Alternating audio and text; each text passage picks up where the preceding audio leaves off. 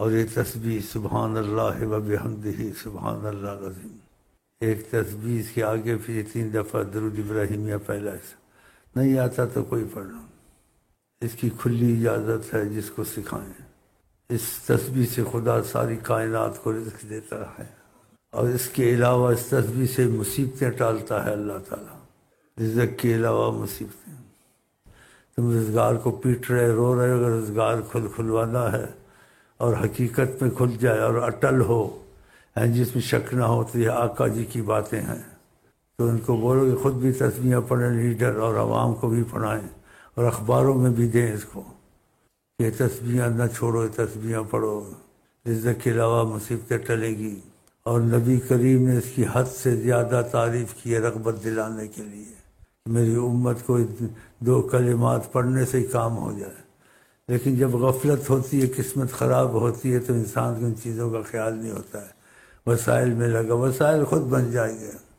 تو آقا جی کہتے ہیں کلمتان خفیفتان علی اللسان، میں تم کو مفہوم 2 کلمے سکھاتا ہوں، جملے بہت ہلکے پھلکے، زبان میں پڑھنے میں مشکل نہیں ہے، کیسی میٹھی باتیں کرتے ہیں۔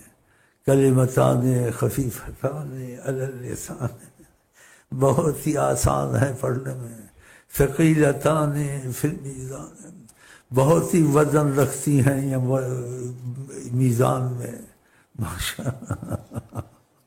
خفیفتان علی اللسان، بہت ہی ہلکی ہیں، آسان ہیں وہ جملے کہنے سب کے لیے۔ ثقیلتان فی المیزان، اور بہت ہی زبردست وزن ہے ان کا، ثقیلتان میزان میں، کہ اتنی نیکیاں تم کو مل جائیں گی کہ میزان جھک جائے گا۔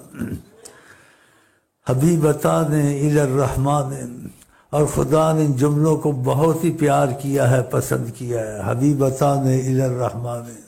پھر آگے آخر میں جا کے فرمایا، اتنا سمجھا کر آقا جی نے امت کو، کتنے شفیق مہربان ہیں۔ پھر اخیر میں کہا وہ جملے کیا ہیں، کہا سبحان اللہ و بحمدہ سبحان اللہ العظیم۔ یہ جملے ہیں، یہ کیسٹ لے جائیں اور اس کو ساری دنیا میں پھیلائیں مسلمانوں میں کہ آقا جی کی طرف سے ہیں یہ۔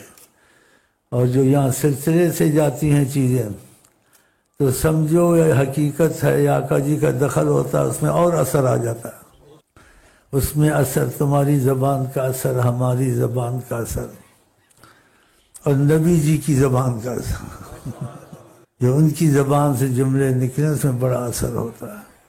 تو اس کو 1 پڑھو، 10 پڑھو، 12 پڑھو، جتنی پڑھ سکو، وقفوں میں دن میں پڑھتے رہو، بچوں کو سکھا دو، لوگوں کو سکھا دو، خیر جاری کرو، یہ سب چیزیں رفع دفع ہو جائیں گی۔